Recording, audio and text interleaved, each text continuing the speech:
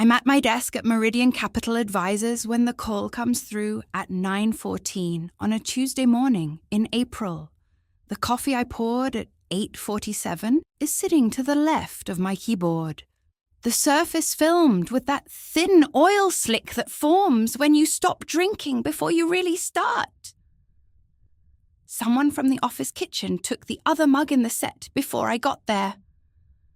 So I waited behind 2 people at the coffee station. That's how casual the morning was.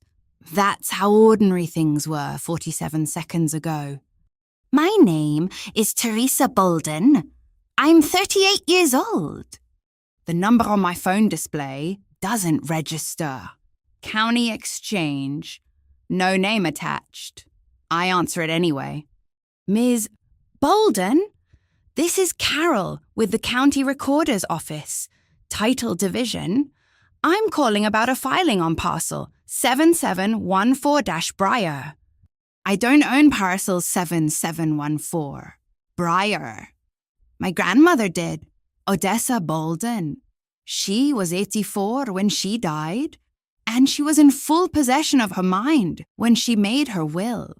She left the property to me, not to my parents' family trust, not in joint tenancy with my mother and father.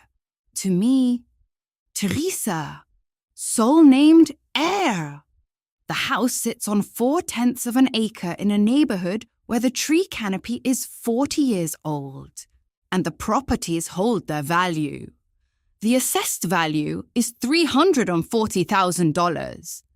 I have maintained that property for 7 years. I've paid every property tax bill. I've kept the homeowner's insurance current. I refinished the hardwood in the hallway myself on a Sunday afternoon in the 4th year, using a borrowed sander because I didn't want to rent one. I replaced the light switch cover with a flathead screwdriver I borrowed from a neighbor. The screws are still slightly crooked. I've been meaning to fix them for 3 years. I own that property, I tell Carol. Right. So we're calling because we've got a situation here. There's a quitclaim deed on parcel 7714-Briar that came in on April 5th with your name as the grantor. But we have a sole ownership affidavit you filed March 14th. And the 2 instruments are in direct conflict with each other. We are flagging a duplicate grantor hold, and we need you to come in. Or we need to hear from your attorney by end of business Thursday.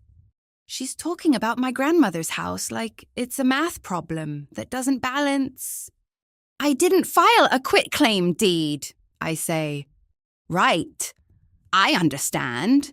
So when 2 different instruments name the same person on the same parcel within a 90-day window, our system is flagged to catch that. It automatically triggers what we call a duplicate grantor hold.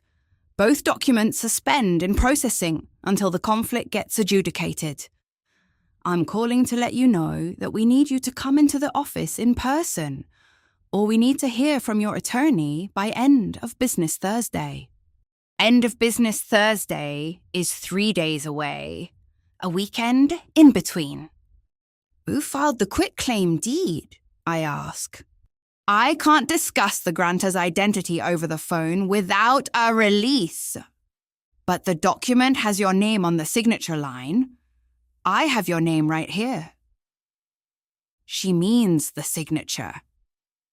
Someone has signed my name to a legal instrument transferring my grandmother's house. I don't remember standing up, but I'm standing when I answer. My name is on the deed. Yes, ma'am. Your name as the grantor. And the affidavit you filed on March 14th says you are the sole owner of that property. So right now, the system can't determine which document holds priority. That's why we're holding both of them. The duplicate grantor conflict. It's a bureaucratic rule. Something automatic. Something nobody designs their life around because nobody expects to need it. And yet, here it is. A tripwire that neither of us, Carol and I, knew existed until it caught something moving through the system without checking first. 2 instruments, same parcel, 90 days apart, both suspend. Neither records. Everything freezes. Someone has used my name on a document. My father. I know it's my father before I know anything else, because of something Marco mentioned last week when he called to talk about something unrelated. He said my father had asked him a question, whether the recorder's office processes documents filed on Friday on that same day or on the following Monday, whether there's a weekend backlog, whether the system date stamps instruments on arrival or when they get filed. I didn't understand why he was asking. I do now. But I'm not going to tell Carol this. Thank you, I say. I'll get an attorney. I get.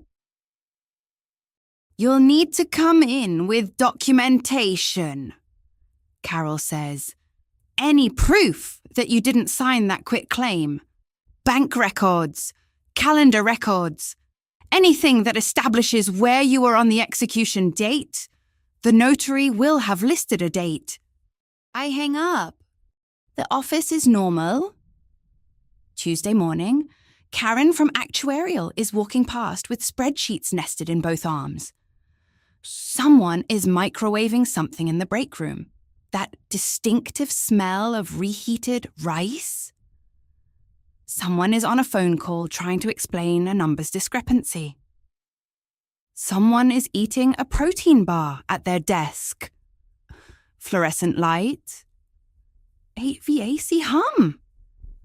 The small electrical sound of 37 other people inside their own ordinary Tuesday. While I'm standing here with a phone in my hand, understanding that my father has tried to steal my grandmother's house. I stay very still. Then I reach for my phone again. I have a real estate attorney's contact information in my phone. Renata Salinas. I got her name from my grandmother years ago. Saved it and never called it. I'm calling it now. She picks up on the second ring. I need your help, I tell her. Okay, she says. She doesn't ask for context yet. She's listening. And in that moment, the moment I said the words out loud to someone whose job is to solve problems like this, something shifted. I had moved without quite noticing I was moving, moved from standing in the middle of this Tuesday morning, trying to absorb what Carol had just said, to taking action instead. Not reacting. Not calling my father. Not calling my mother. Not sitting in my feelings about any of this. Action. But I need to back up. Before I tell you what my father had done, before I tell you how he planned it, and who he brought into it, and what he believed would happen, I need to tell you something else. I need to tell you what I had already done. 3 weeks before my father ever walked into Victor Castellano's office on Briar Mill Road, 3 weeks before he ever tried to transfer my grandmother's house into a form he could use as collateral for the $118,000 refinance he was trying to close. 3 weeks before he decided that the assets his mother left in my name actually belonged under his control, where they could be properly managed. I had already filed an affidavit with the county recorder's office asserting sole ownership of that property. I had done it on March 14th. That was the date on the clerk-stamped receipt I'm holding in my glove compartment. Right now, the receipt I keep in a clear plastic sleeve, the one I never expected to matter. I paid $87 in cash. I remember that amount exactly because it surprised me. I thought it would be cheaper. I didn't tell anyone, Not my father, not my mother, not Marco, who works in real estate and would have understood the implications immediately. Not anyone. For 22 days. That affidavit sat in the recorder system, the system my father was trying to move around without knowing this document existed. He was calculating processing timelines. He was asking questions about Friday filings and Monday date stamps. He was trying to understand the bureaucracy well enough to slip through it. And the entire time, there was already a competing instrument on record with the earlier date. This is the part I need you to understand about timing. Arthur, this is the part that changes everything that comes after. My father didn't know I had already filed. He believed he was moving first. He believed he was moving without opposition because, in his worldview, I was never the kind of person who would move at all. I was the kind of person who would be shocked, hurt, maybe angry, but not the kind of person who would file competing legal instruments 3 weeks before her father ever had the idea to do this. He was going to be very wrong about that. When I hang up with Renata, after I tell her I need her help, after she says, "Tell me what's happened," after I walk her through the phone call with Carol, she does something that stops me cold. She asks me one question.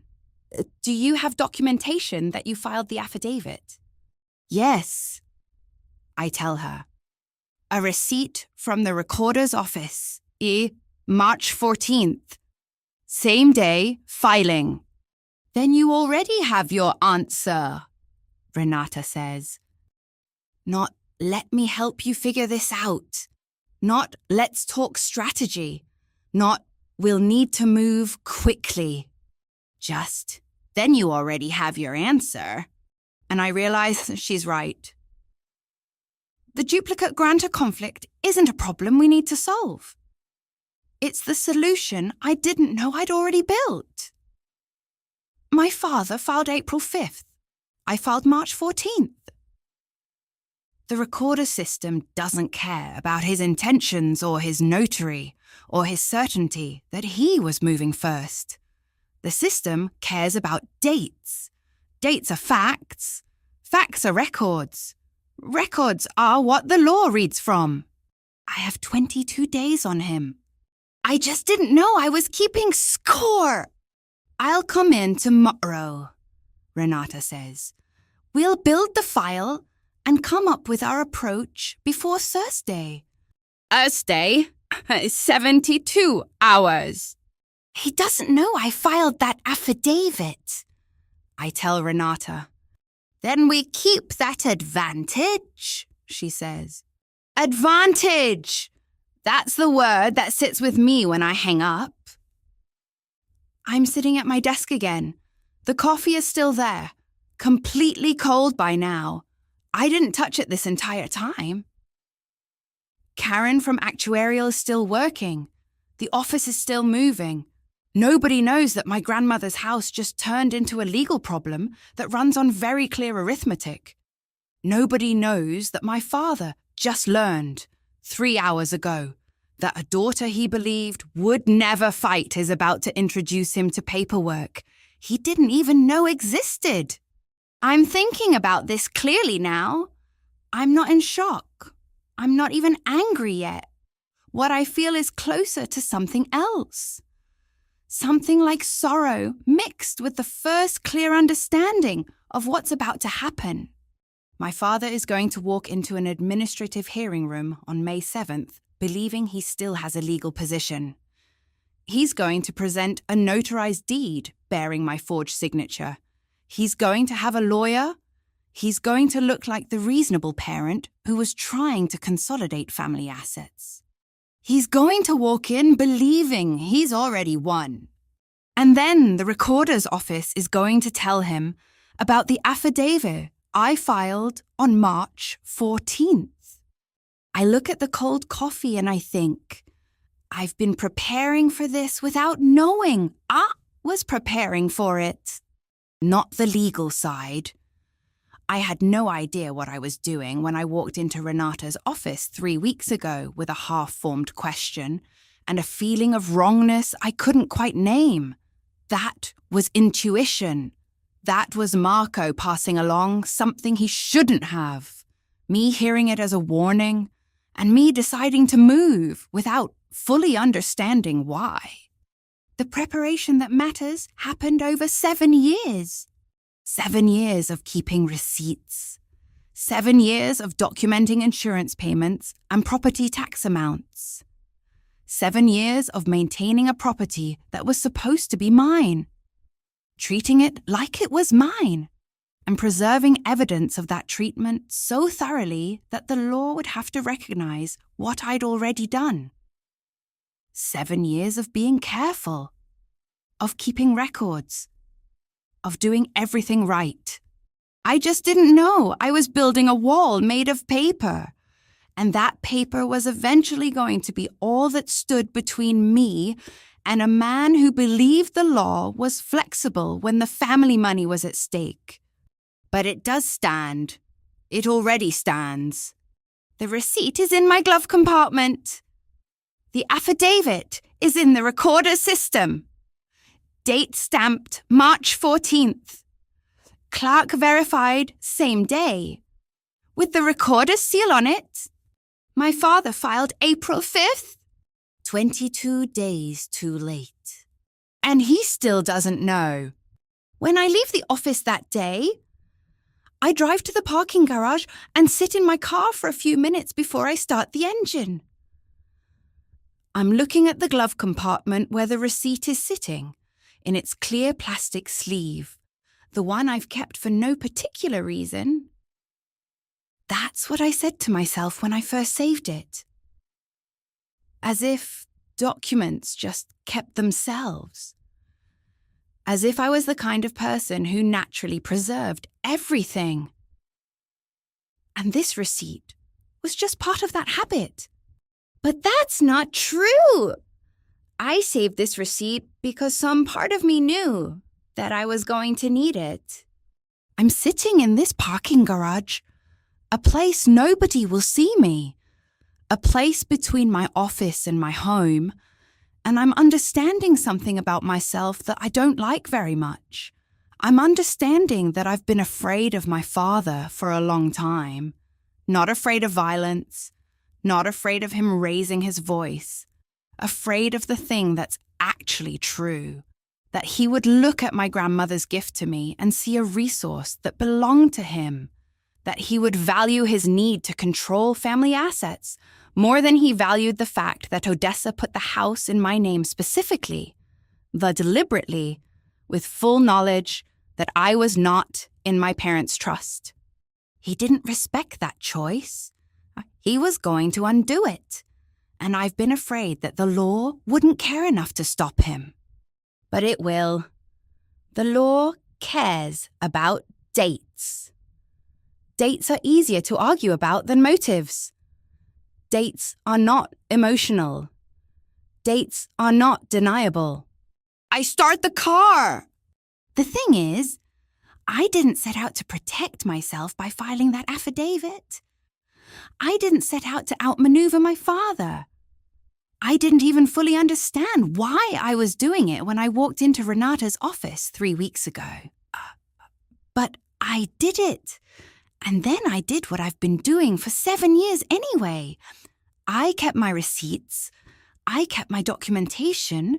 I moved forward as if the property was mine, and I was going to have to prove it someday. It turns out someday is May 7th. It turns out I've been ready all along. I don't know that yet. Sitting in the parking garage with the engine running. I don't know that by May 7th. I'm going to have a handwriting expert who can prove the signature is forged. I don't know that surveillance footage is going to place my father's car in a parking lot at the exact moment a notary claims I was there signing a document. I don't know any of that. What I know right now is that my father tried to transfer my grandmother's house out of my name, and he did it without checking whether I had already filed something to stop him. What I know is that the duplicate grantor hold is the first thing that's going to slow him down, but it's not going to be the thing that stops him. The family dinner is 6 months before the phone call from Carol at the recorder's office. October. A Saturday evening. My parents' house, the one they've owned for 43 years, the kind of house with good bones and updated plumbing, the kind of house that accumulates its value through Gerald's attention to detail, and Patricia's refusal to let anything deteriorate. The dining room is the oldest part of the structure. Hardwood floors refinished twice. The good china cabinet in the corner. Cloth napkins folded into thirds. Patricia sets the table the way she always does. Water glasses filled before anyone sits down. Salt and pepper in the middle. The good china, even though it's just the four of us. Because Saturday family dinners have always been the place where we demonstrate standards. Gerald sits at the head of the table. That's not metaphorical. That's the actual geometry of the room. The table positioned so that the head chair is equidistant from the kitchen and the living room, so that whoever sits there can see both entrances, so that the sight line extends longest in that direction. I've never asked why it's positioned this way. I've just always known it. Marco is there because he has always been there. Marco Tejeda, real estate agent, the person who helped my father sell a duplex in 2008 and stayed for every family dinner for the next 18 years. Marco, who keeps the machinery running. Marco, who knows the roots between everyone's life and my father's future plans.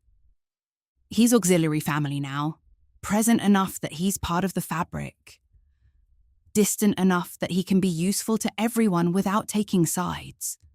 Patricia has made her baked chicken, the one she makes every October because she says the chicken is better this time of year. I've never asked what that means. The answer doesn't matter. Only the reliability matters, that she will make it again next October, and the year after that, in this same kitchen with these same windows and this same light falling on the good china. We're halfway through the meal when Gerald puts his fork down. The conversation until this moment has been surface level. Work news, a property Marco sold in another county. The weather pattern, everyone agrees, has been strange. But the fork comes down deliberately. And I know what that gesture means. It means he has decided the dinner conversation is going to be about something specific. It means we are no longer in the space of casual talk. Your grandmother's property needs a proper manager, he says. Odessa is dead. She's been dead for 2 years. The property is in my name. The conversation has entered the category of things that are about to change the architecture of everything. What do you mean? Patricia asks. She's trying to steer around whatever this is before it becomes something worse. Trying to keep the dinner in its assigned lane. The property is fine. The property is sitting there with a single heir who has a full-time job and no real estate experience. It needs someone who understands property development, understands investment strategy, understands how to protect that asset from deterioration, and from the tax implications of holding it. He's talking about himself. The asset in question is my grandmother's house. The single heir with a full-time job is me, 38 years old. Senior financial analyst at Meridian Capital Advisors, the person who has been paying the property taxes and the homeowner's insurance and the maintenance costs since Odessa died. Odessa left it to Theresa, Patricia says. She says it the way you say a fact that is still supposed to matter. Like facts are still doing their work. Odessa left it to Theresa when she was thinking like a grandmother, not like an investor. That property is worth $340,000. That's not something you sit on and do nothing with. That's something you manage. That's something you strategize around. That's something you use to build security. He means his security, but he's framed it as universal, as if the security in question belongs to all of us equally, and his management would make it available to everyone. Marco is cutting his chicken into increasingly small pieces. He is very focused on his chicken. He learned this skill somewhere, how to be physically present in a room while leaving no footprint on what's happening.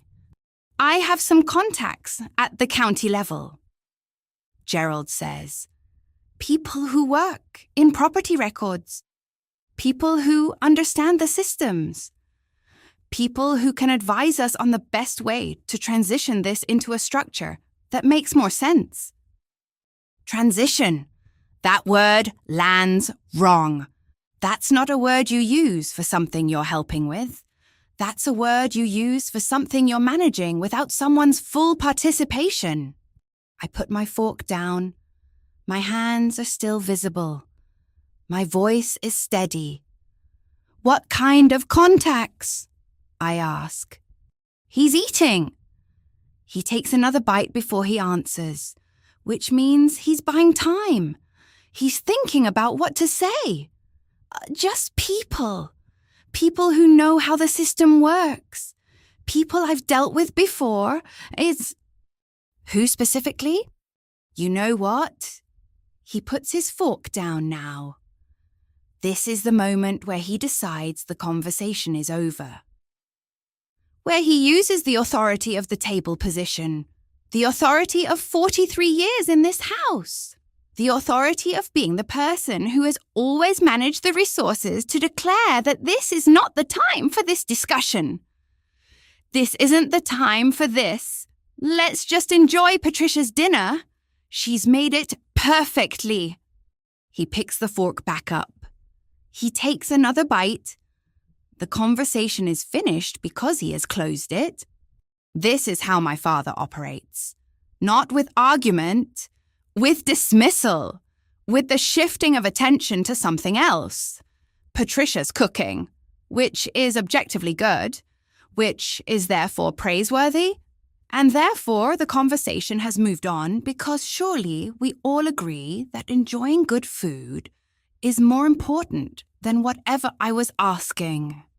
Patricia's hands relax slightly.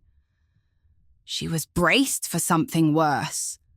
Marco takes a sip of water like the conversation had nothing to do with him. But I am paying attention now.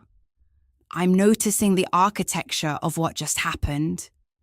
I'm noticing that he named no one.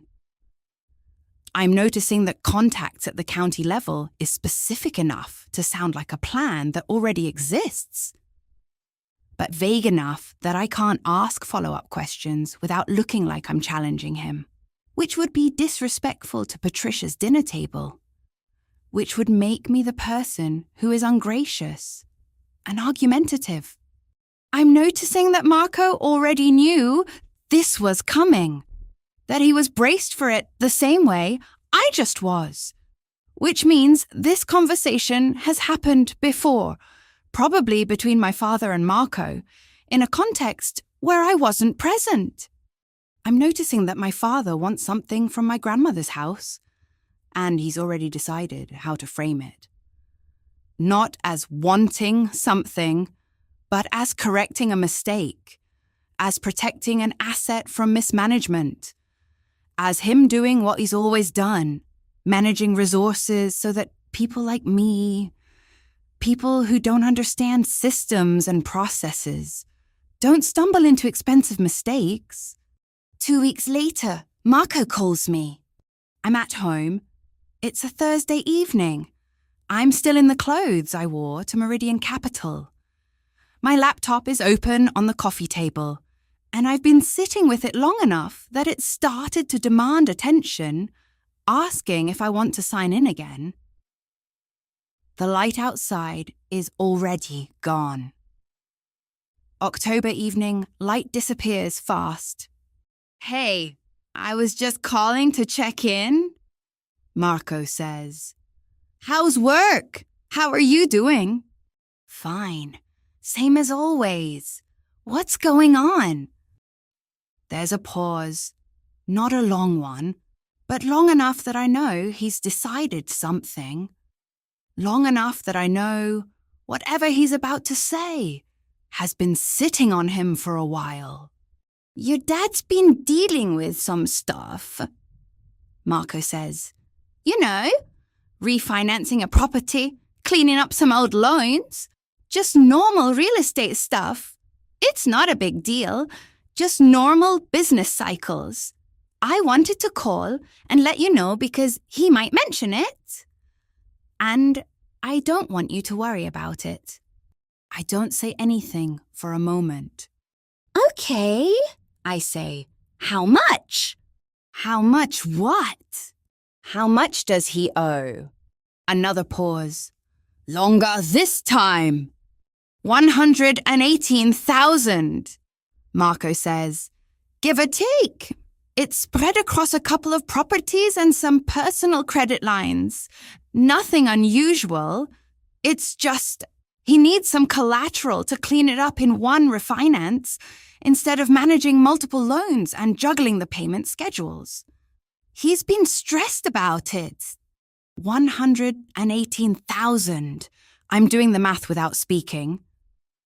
The house is worth 340,000. 118,000 is roughly a third. A third is more than enough to secure a refinance. A third is enough to make it worth trying to take. The collateral being my grandmother's house, I say. I don't know that for certain, Marco says. I'm just telling you what I know about his financial situation. What he does with that information is his decision. But that is what it is. Marco is passing me information. Marco is placing himself in the middle of two people he cares about, hoping that if he just keeps both lines open and stays useful to everyone, he can avoid having to choose sides. This is how Marco has survived 18 years of family dinners. By staying necessary. By keeping himself in motion between everyone's conflicting plans. Why are you telling me this? I ask. Because I thought you should know. Because... He stops. He's trying to find words that will land as neutral, as just friendly concern, as not a warning. Because I thought it was better to know something was coming than to be surprised. So he is planning something. I don't know what he's planning, Marco says. I know he's under financial pressure. I know he mentioned your grandmother's property in context of solutions. I know your father is a man who solves problems. He's trying very hard not to say. Your father is a man who takes what he needs from people who won't fight him. But I'm hearing it anyway. I hang up after we talk about nothing for another 5 minutes. After Marco has confirmed multiple times that everything is fine and there's nothing to worry about and that people go through financial cycles all the time and it's perfectly normal to refinance when you have accumulated debt. But now, I'm in the kitchen of my apartment and I'm thinking about the dinner table. I'm thinking about the moment Gerald put his fork down. I'm thinking about the phrase, proper manager. I'm thinking about contacts at the county level and what kind of contacts a retired civil engineer would have in a county recorder's office. I'm thinking about the number 118,000 and how it connects to the house worth 340,000 and how that math explains everything that's about to happen. I'm thinking about the fact that my father has never asked me for permission on anything important. In 38 years, I have never seen him ask for something and accept being told no.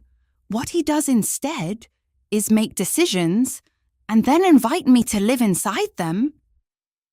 He decides that a property needs managing, and then he finds a way to manage it. He decides that family resources need protecting, and then he moves to protect them. The fact that he's moving without asking is not, in his worldview, a violation. It's an oversight that he's correcting.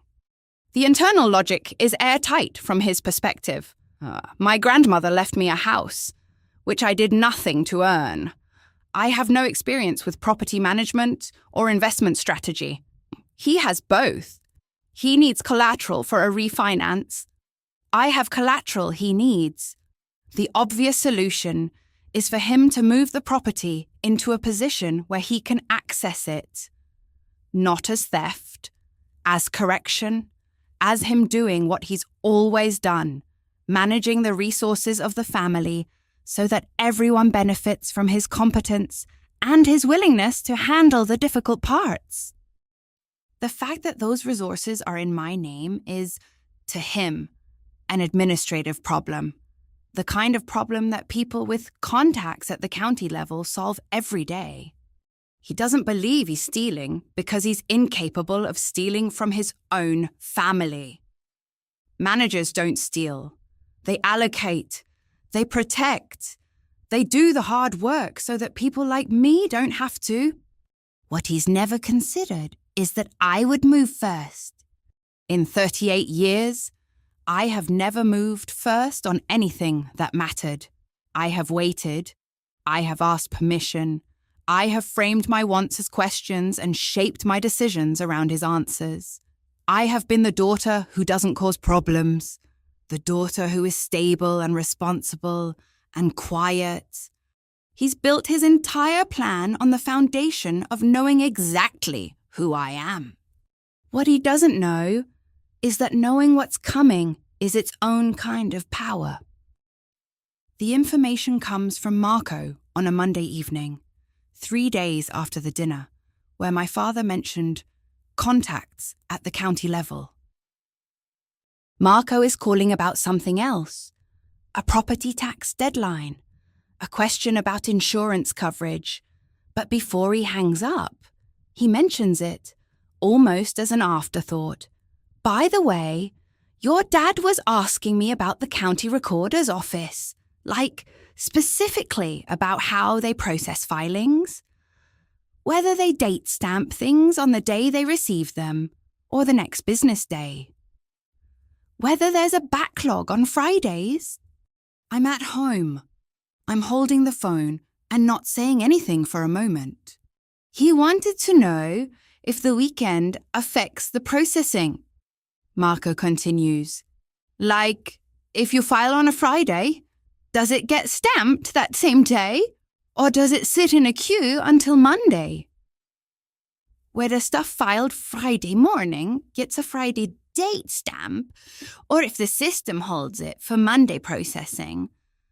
I don't know why he cared. I just thought it was a weird question. It's not a weird question. It's a question someone asks when they're trying to time something, when they're trying to understand how to slip something through a system without being caught in real time, when they're trying to move fast enough that no one notices until it's too late to stop. Did you tell him? I ask. I told him I didn't know the specifics. I told him the recorder's office would be the one to ask. But he seemed like he was already thinking about it, like he had a reason for asking. After we hang up, I sit on my couch for 2 hours. I'm not doing anything. I'm not scrolling my phone or watching television or reading. I'm just sitting there, holding still, thinking about what Marco just told me. As my father is planning something specific enough that he's trying to understand the timing of it. He's trying to know whether he can file something on a Friday and have it processed in a way that might buy him time. Time before what? I don't know yet. But the question itself is evidence. The question itself is proof that something is coming. The next morning, I call Renata. I've known her for 9 years. I've never called her at her office for personal legal advice. But I've only seen her at family gatherings, where she and my grandmother would talk about property law in the kind of detail that bored everyone else in the room. Easements and quiet title actions, and the difference between fee simple and joint tenancy. After Odessa died, Renata sent flowers, expensive ones. That was the last time I heard from her. "Hi," I say when she picks up. "I'm sorry to call out of the blue. This is Theresa Bolden. I have a question." "Theresa? Of course. What's going on?" I ask if I can come to her office. I don't want to do this over the phone. I don't want my voice sitting in the background of anyone else's day. I don't want this call to exist on any record except the one I'm intentionally creating. "This morning?" Renata asks. "Can you come now?" Renata's office is in a commercial building downtown. The kind with tinted glass windows and climate control. The kind where the lobby smells like the cleaning products they use at night, when no one is watching. Her name is on the directory in the lobby. Salinas and Trent LLP, 4th floor. And I write it down, even though I already know where I'm going, because writing things down is what I do when I need to mark a moment. I need to mark this moment. The elevator is empty. The 4th floor is quiet. There's a reception desk with no one at it. Renata must have told the receptionist something, because the door to the back offices is already unlatched. She's waiting for me when I come around the corner. She's in her mid-40s. Dark hair pulled back so tightly it changes the shape of her face. The kind of person who looks like she made a decision about something years ago and has been standing by it without reconsidering. She gestures me into her office without speaking. We sit across from each other at a desk that has almost nothing on it. A computer, a phone, a blank notepad, a pen. The chair I'm sitting in is leather. It's the kind of chair expensive enough that you notice you're sitting in an expensive chair, which means you notice you're in someone else's power. "Your grandmother," Renata says. Before I even start, "You have questions about the property she left you." "Yes, I need to know if..." I stop. I take a breath. I need to know if my father could try to take it from me, and if he did, what I could do to stop him. Renata doesn't look surprised. She nods once. Like this is a question she's heard before. Like families do this particular thing to each other with enough regularity that it's become recognizable. "Tell me what's happened," she says. I tell her about my father's comments at the dinner table. I tell her about the phrase proper manager and contacts at the county level. I tell her about Marco's phone call, about the very specific questions my father asked about Friday filings and Monday date stamps, about whether a processing backlog exists on weekends. "He's planning to move the property," I say. "I don't know exactly how, but the timing of the question tells me he's trying to figure out how to do it without being caught immediately. He's trying to understand the window where something could be filed without triggering an immediate response." Renata listens without interrupting. She's making notes on the notepad, but I can't see what... When I finish, she sits back in her chair and sets the pen down. Is the property in your name alone? She asks. Yes. Sole ownership. My grandmother made that very clear in her will. She left the house to me. No, not to a trust. Not to my parents. And your father is a co-heir on anything else in her estate? No. Everything else went into the family trust. The house is the only thing she put in my name specifically. Renata picks up her pen again. She writes something on the notepad. Something longer this time. I still can't see what. He probably wants to move it into a form he can use as collateral, she says. That's what usually happens in these situations. One parent with debt. One child with an asset that just sits there in the child's name doing nothing. One moment where the parent decides the asset would solve his problem and therefore it should be available to him. Can he do that? Can he just sign documents with my name on them? Not without consequences. But that's the legal question, isn't it? He probably believes he can. That the system is flexible enough for a parent managing family assets. That what looks like a forgery to you will look like a reasonable administrative action to a judge who understands family dynamics. I'm holding my hands together in my lap. My fingernails are clean. I've been keeping them that way because I read once that your hands are the first thing people notice, and I want to be the kind of person who looks like she knows what she's doing. I'm thinking about the irony of that I'm about to do something that requires precision and preparation, and my hands are steady because I've already decided. Is there anything I can do? I ask. Right now? Before he makes any moves? Is there a way to stop him before he even tries? Renata picks up her pen. She looks at me directly, and the look is not kind or unkind. It's just clear. It's the look of someone who has spent a long time understanding what people do to each other over money.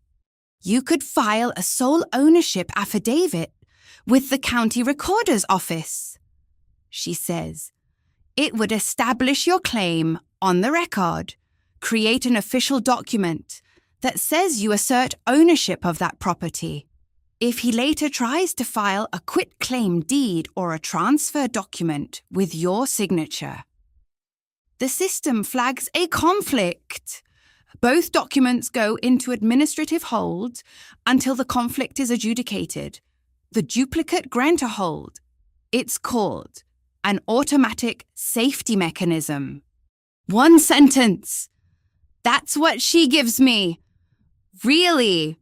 One sentence that contains everything I need. One sentence that changes the entire structure of what's about to happen. Would that hold up? I ask. Would a sole ownership affidavit actually stand against a quitclaim deed signed with my name? A sole ownership affidavit is a legal instrument with the same recording authority as a deed. Renata says, if you file it first, it has priority. The date matters. Everything matters. The date is everything. She writes the sentence on the back of a business card. Her card. It has her name printed in black, her phone number, the address of her firm. On the back, in her handwriting, in blue ink, a sole ownership affidavit establishes priority claim if filed before any competing instrument. I take the card. I look at the sentence. I read it twice. I can walk you through the filing, Renata says. It's not complicated. You fill out the affidavit form, which I can give you. You sign it. You bring it to the recorder's office with a copy of the deed to the property and documentation of your ownership. Your grandmother's will should be sufficient. You present it all at the intake counter. They charge a filing fee. You get a clerk-stamped receipt. That receipt is your proof of the filing date. Hold on to it. How much does it cost? Usually $40 to $50. Maybe a little more depending on the county. I put the card in my wallet, the inner pocket where I keep important things. I don't take it out again for weeks. Renata walks me to the elevator. She doesn't say, good luck. She doesn't say, I hope this doesn't come to this. She just says, file it. Do it soon. The earlier the date, the stronger your position. And Theresa, keep the receipt. Keep it in a place where you know exactly where it is. 2 days later, on March 12th, I go to the recorder's office. It's in a government building downtown, the kind with high ceilings and marble floors that echo when you walk on them. There are people moving through it with purpose. Real estate agents, title companies, people who do this for a living and know exactly where they're going. I'm not one of those people. I'm holding a folder with my deed, the affidavit form Renata helped me fill out, and my identification. And I'm walking toward the intake counter like I know what I'm doing. The line is short. There's a woman in front of me with a thick stack of documents. She looks like she's recording a commercial development. There's a man behind me checking his phone, probably waiting to file something routine. I'm holding my folder and breathing normally and trying to look like I'm not about to change the trajectory of my relationship with my father. When it's my turn, I hand everything to the clerk. She's a woman with grey streaks in her hair and reading glasses on a chain around her neck. The kind of person who has processed 10,000 documents and will process 10,000 more before she retires. She looks at everything carefully. She reads the affidavit line by line. She checks the deed against the parcel number. She verifies my ID. You understand this is asserting sole ownership of the property? She asks. Yes. And you're the sole heir. This property was left to you and only you? Yes. Okay. Filing fee is $87. I pay in cash. I don't use a credit card. I don't want a paper trail in any direction except the one I'm intentionally creating. The clerk takes the cash and hands me a receipt for the $87 and a stamp. The stamp comes down onto the affidavit with a sound that feels final. The clerk stamps the date, March 14th. The time, 10:43 a.m. She stamps the recording number. She stamps received and processed same day in red ink across the top. She hands me back the stamped affidavit and a new receipt. The new receipt has the date and time, March 14th, 2024, 10:43 a.m. It has the recording number. It has the parcel number, 7714-Briar. It has my name and the word affidavit of sole ownership and received and processed same day. I'm holding it in my hand and I'm looking at it. And I'm understanding that this piece of paper is the reason my father's plan is going to fail. I put the receipt in a clear plastic sleeve. I put the sleeve in the glove compartment of my car, the 2009 Honda Civic with the cracked side mirror I keep meaning to repair. The glove compartment is full of old insurance cards and registration papers, and a phone charger I never use, and years of accumulated papers I haven't cleaned out. The receipt slides in like it belongs there, like it's been waiting for this moment. I don't tell anyone, not Patricia, not Marco, not my father. For the next 3 weeks, I do everything I normally do.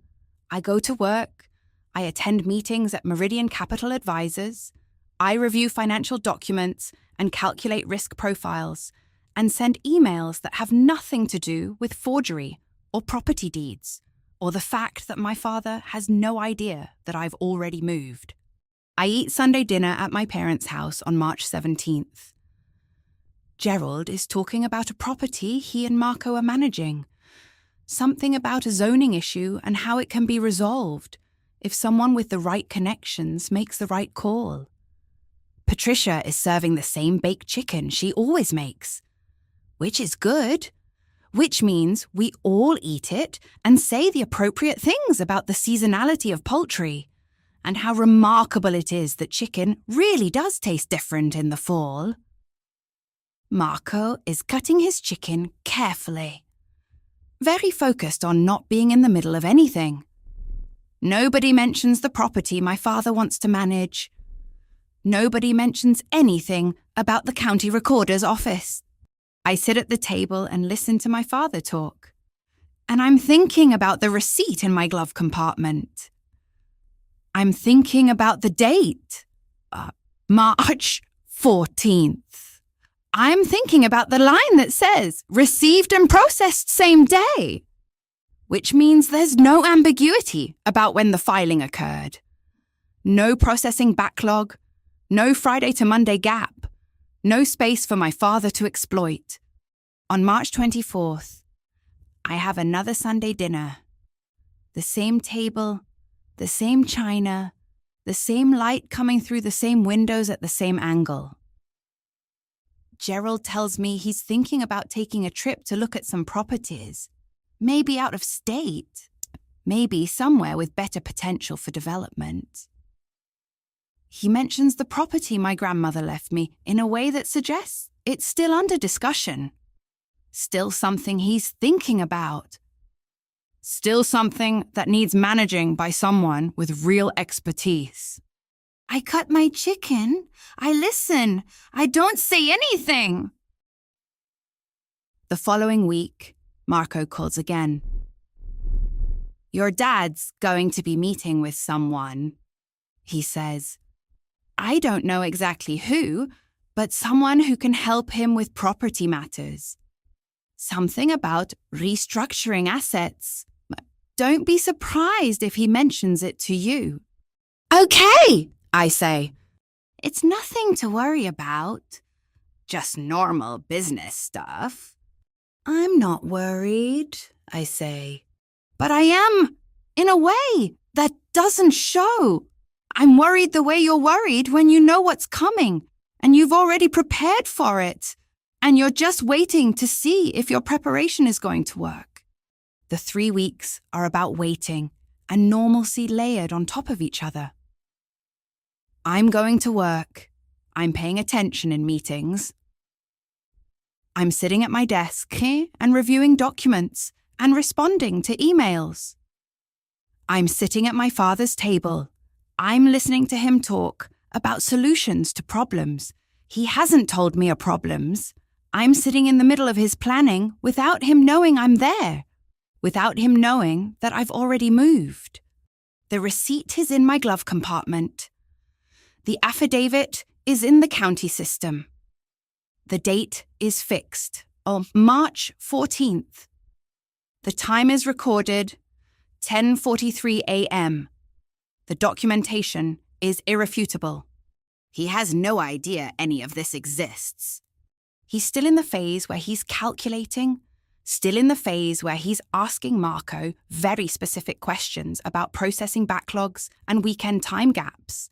Still in the phase where he believes he understands how the system works and he can time his move to avoid detection. Still in the phase where he thinks he's the only one moving, the only one planning, the only one who's thought ahead to what comes next. What he doesn't understand is that the system works differently than he thinks. What he doesn't understand is that there's a rule he's never encountered because he's never had to, that flags competing instruments and holds them both until the conflict is resolved. What he doesn't understand is that by trying to time his move carefully, by asking the right questions about the right processes, by believing he can slip something through the system undetected, he's going to walk straight into a tripwire he doesn't know exists. But I know it exists because Renata told me. I know it exists because I filed first. I know it exists because the date on my receipt is March 14th, and his deed, whenever he files it, is going to be dated later.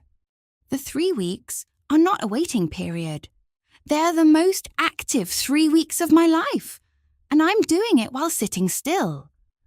They're me holding still while the machinery of my own defense gets put in place. They're me sitting at my father's table, eating Patricia's chicken, listening to him plan a theft he doesn't think is theft, knowing that I've already moved past the point where he can stop me, knowing that I filed first, knowing that the date is everything. On April 1st, Marco calls with a different kind of information. His voice is lower than usual. Your dad met with someone, he says. A notary, I think. I think he's moving forward with something. Okay, I say. I wanted you to know, in case it affects you. Thank you, I say. I appreciate you telling me. I hang up and I think about the receipt in my glove compartment. March 14th, 10:43 a.m. Same day processing. Clerk stamped. Irrefutable. Whatever my father is about to do, it's already too late to stop it. He's about to file something on April 5th, and he has no idea that I filed first. He has no idea that the date is everything. He has no idea that the system catches this, flags it, holds it, demands resolution. He's about to find out that the only person who could move faster than him was the one he never thought would move at all. What I know about what my father actually did comes together slowly, in pieces. I learn some of it from Marco, who eventually tells me things he probably shouldn't. I learn some of it from court documents that come out during discovery. I learn some of it from parking surveillance footage and from the final records the recorder's office provides. I piece it together like a photograph developing in a darkroom. First the shadows, then the shapes. Finally, the details clear enough to see what was actually there. This is what I know my father did. In late March, after asking Marco about processing times, he decided to act. He had the problem, the $118,000 in debt that needed to move from multiple credit lines to a single refinance. He had the solution, my grandmother's house, worth $340,000, sitting in my name and doing nothing for anyone. He had the certainty, the absolute conviction that this was a reasonable action, a father solving a family problem with family resources. What he didn't have was any doubt. He called Victor Castellano on April 2nd. Castellano is a notary public with an office at 4417 Briar Mill Road, in a professional building with a small parking structure adjacent, the kind of professional who has been notarizing documents for the same local investors for 20 years. Gerald knows him because of course he does. Gerald knows everyone in property management who has been in business long enough to accumulate a stable client base. Victor Castellano has been notarizing documents for Gerald's real estate dealings since 2008. Loan documents, transfers, refinances, all the routine machinery of property investment. Marco tells me about the call weeks later, after everything has fallen apart. Marco is careful about what he says. He doesn't volunteer information. He only answers when I ask directly. He called Victor and asked if he could do something for him. Marco says he needed a document notarized, a quitclaim deed. He said it was routine. Did he tell Victor the deed was from me? He said it was from you. He said you wanted to transfer the property, that you decided to let him manage it, that it would be better for the family if he handled it. Victor Castellano has never met me. He has spoken to me once. At my grandmother's funeral, a man with grey hair offering condolences to a granddaughter he didn't know. He has no way to verify whether I actually made the decision to transfer my property. He is a notary, not a lawyer. His job is to verify identity and witness a signature, not to investigate whether the person signing is actually the person they claim to be, or whether they're making the transfer willingly, or whether they're making the transfer at all. Victor Castellano's role in this is important because his seal makes it official. His signature makes it legal-looking. His commission number makes it real. On April 3rd, my father went to Victor Castellano's office twice. The first visit was in the morning. I know this from parking surveillance footage from the structure adjacent to Castellano's office, the footage that Renata later subpoenas as part of the discovery process. The footage is time-stamped and clear.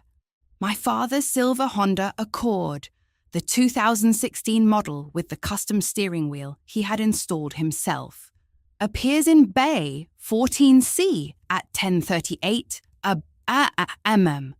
The timestamp is automatic. The license plate is visible in the frame.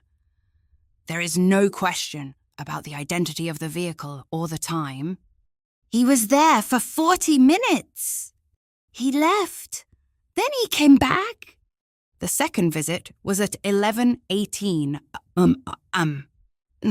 The same car, the same bay. He parked at 11:22, and the timestamp shows him leaving at 11:42. 20 minutes the second time. I don't know what happened during the first visit. I have never asked Victor Castellano directly because Victor Castellano's story changed several times during the discovery process. And at a certain point, asking for clarification becomes a strategy question that Renata handles.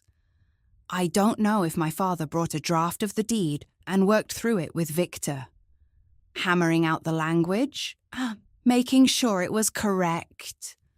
I don't know if he brought the final version already prepared and needed Victor only to read it and verify it looked right. I don't know what conversation they had about whether this was actually legal, whether this was actually something a notary should be witnessing. What I know is that he left, and then he came back. And when he came back the second time, he had something with him that needed notarizing. The deed itself is what I see first. When Carol from the recorder's office sends it to me, it's a quitclaim deed. The grantor is listed as Theresa Bolden. The grantee is Gerald Fowler. The property is described with precision. Parcel 7714-Briar. The same parcel my grandmother owned.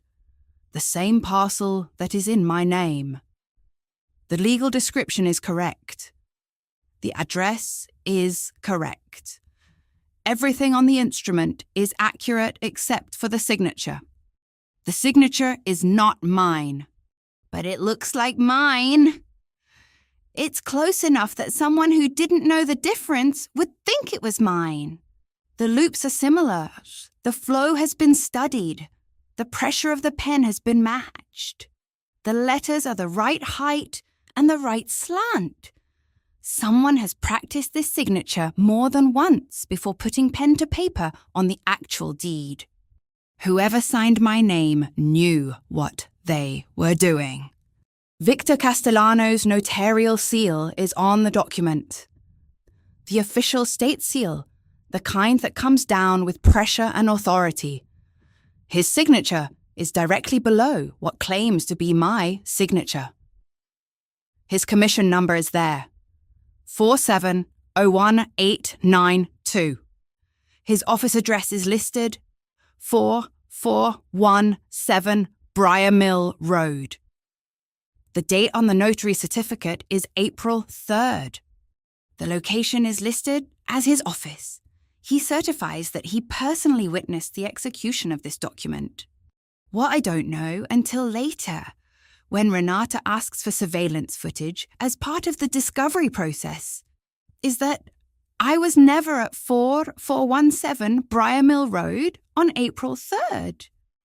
My car doesn't appear in the adjacent parking structure. Not in the morning, not at 10:38 am, when my father arrived, not at 11:22 am, when he returned. My badge and log at Meridian Capital Advisors shows I swiped in at 8:47 am on April 3rd. My Easy Pass records from the Highway Toll Plaza show I used my transponder on the 91 East at 3:12 p.m. Leaving the North Corridor and heading toward home, the timestamps are automatic. The data is irrefutable. I was never within 3 miles of Briar Mill Road. But my signature is on that deed, notarized by Victor Castellano. The week before the notarization, Marco tells me my father said something to him. They were talking about something unrelated, a property transfer, a client matter, the kind of business conversation that happens in passing. And my father just said it. The way you say things you believe completely. The way you say things that you have never had to question. "She's not going to fight me," he said. "She doesn't have the stomach for it." Marco tells me this on the phone weeks later, after the hearing, after everything has become undeniable. Marco is calling because he feels like he owes me information. Or maybe he's calling because he can't carry the weight of what he knows anymore. He speaks carefully, like he's choosing each word. "That's what he said?" I ask. "That's the exact thing he said." I remember because it stuck with me, the way he said it, like he already knew how this would go. I write it down. I write down the exact words. I write down the date Marco says he heard them. I write down the context. It was a casual remark, made in the middle of another conversation. Made with the certainty of someone who has never been challenged on anything important. Made with the certainty of someone who knows his daughter. My father believed that I was not the kind of person who would move first. He believed that I would be shocked when confronted, hurt, when I understood his intentions, angry when I realized what he was trying to do. But he believed that underneath the anger, I would understand his financial pressure and agree to cooperate. He believed that when it came down to it, I would not want to damage the family relationship over something as abstract as legal ownership. When the important thing was that family resources stayed in the family and under his management. He believed this so completely that he didn't think to verify anything. He didn't think to check whether I would actually show up at Victor Castellano's office on April 3rd. He didn't think to wonder why he was forging my signature instead of just asking me directly.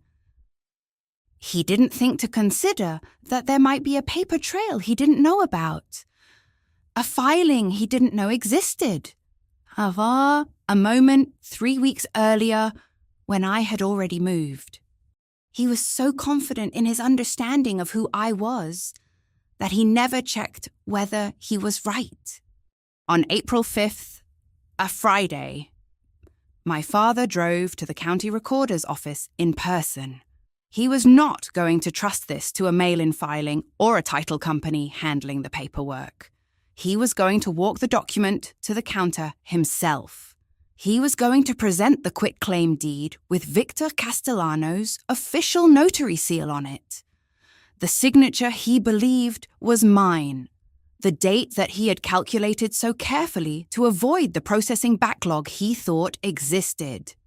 He arrived at the recorder's office in the morning. I don't know what time. I don't know if he was nervous or calm or somewhere in between. I don't know if he dressed up or dressed down. I just know that he presented the document to the intake clerk, and he signed whatever paperwork needed signing, and he paid the recording fee, and he left the counter believing that his plan was now officially in motion. The system received the instrument at 9:47 am. 17 minutes later, the automated system flagged it. Duplicate grantor. Same person grantor. Parcel 7714-Briar.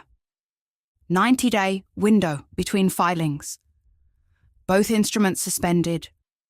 Hold placed. Both held in administrative limbo until a hearing could be scheduled to determine which instrument had priority. The system did exactly what it was designed to do. It caught something moving through the system that was supposed to be stopped. It created a hold. It created a delay. It created a space where time stopped, and both instruments went into the equivalent of a legal suspension chamber, waiting for an authority to say which one mattered more. My father didn't know the duplicate grantor conflict existed. He didn't know that there was a bureaucratic rule designed specifically to catch this kind of situation. He thought he understood the system. He thought he had asked the right questions of the right people. He thought he had timed it correctly based on his understanding of how processing backlogs work. 17 minutes after he submitted the deed, the system proved him wrong. Carol called me on Tuesday morning to tell me about it. I already knew. Renata had called me Monday afternoon when the preliminary alert came through the system. But hearing it from Carol, the official voice of the county recorder's office, made it real in a different register. There was a duplicate grantor hold on the property. Both instruments were suspended. I needed to respond by end of business Thursday.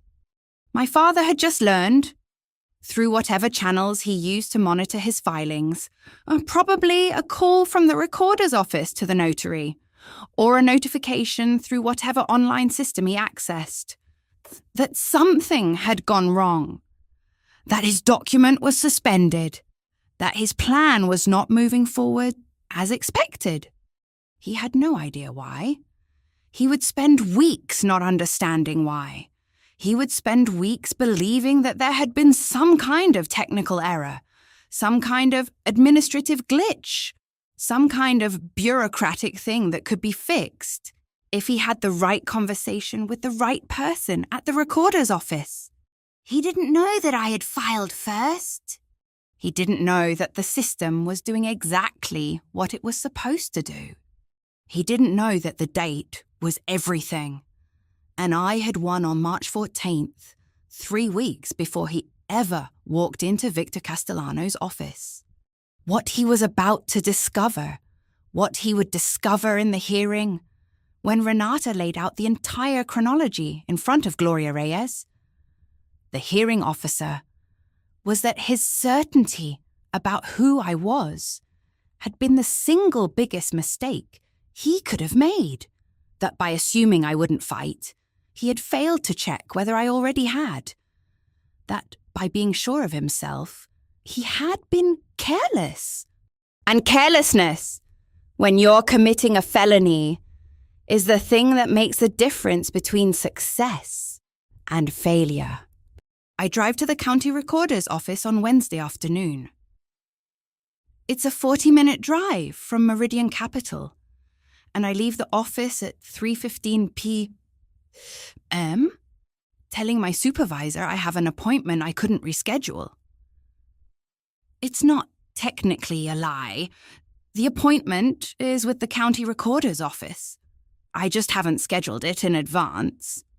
The building is downtown, government architecture, marble, high ceilings, the smell of institutional maintenance and fluorescent light. The intake counter is on the ground floor, the same counter where I filed my affidavit on March 14th. The same clerk is not there this time. It's a different woman, younger, with her hair in a braid. Someone who has processed 1,000 documents and will process 1,000 more. I need to see both instruments on parcel 7714-Briar. I tell her, I was told there's a duplicate grantor hold. She types into her computer. Her fingers move quickly. She's done this before. Yes, she says. Or there's a hold placed on both a sole ownership affidavit and a quitclaim deed on that parcel.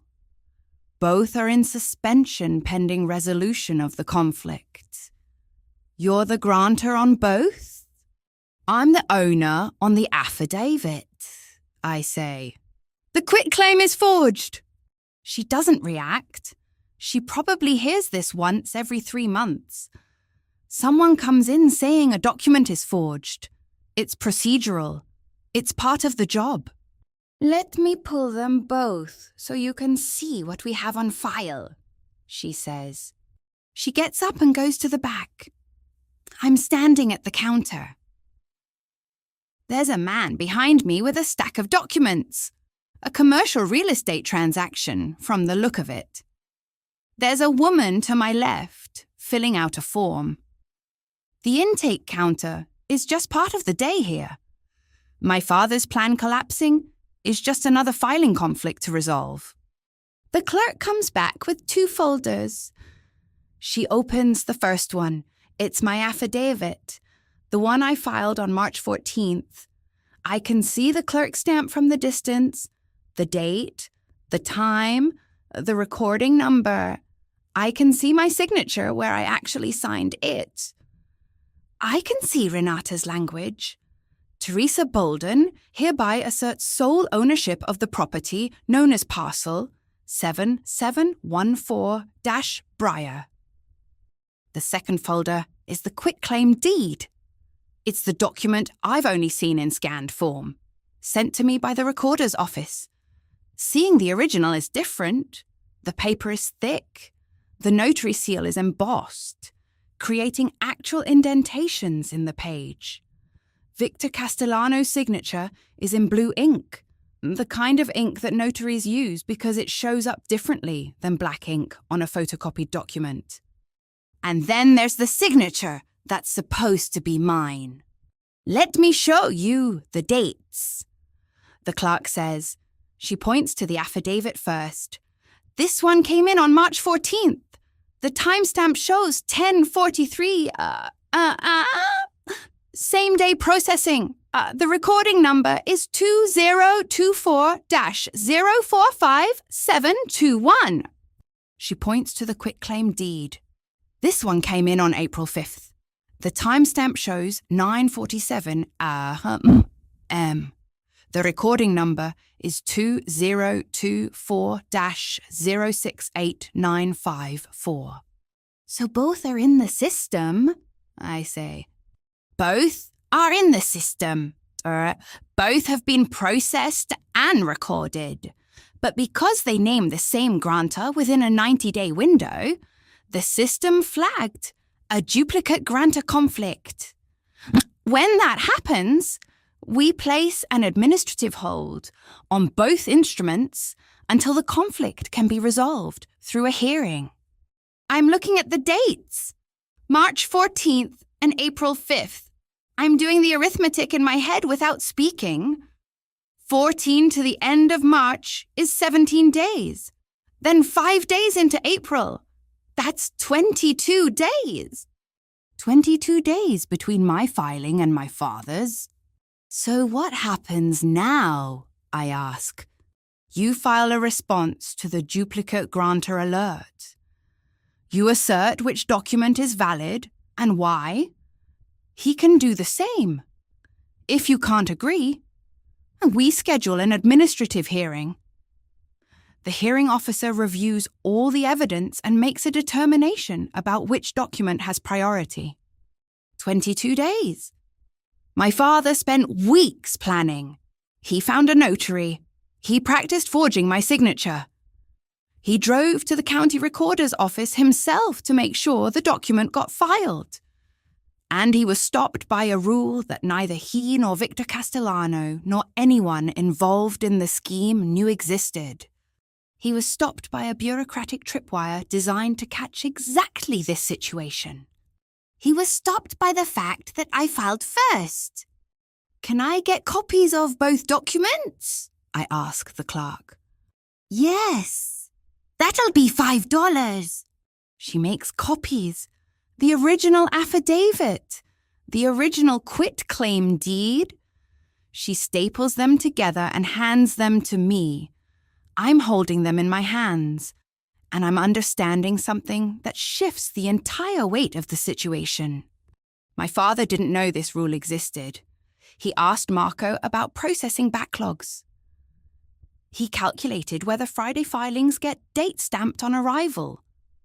He timed everything he did based on an incomplete understanding of the system. And none of that mattered because the system caught him anyway. But not because of anything he did wrong in his timing. Because of something I did, right, 3 weeks before he ever walked into Victor Castellano's office. The irony is complete. He spent weeks planning a theft that was defeated the moment a competing document surfaced. He was not defeated by being caught in the act. He was defeated by a date. But I'm not celebrating this. Standing at the counter of the county recorder's office with copies of both documents in my hands, I'm understanding what comes next. My father is going to challenge this. He's going to call his attorney.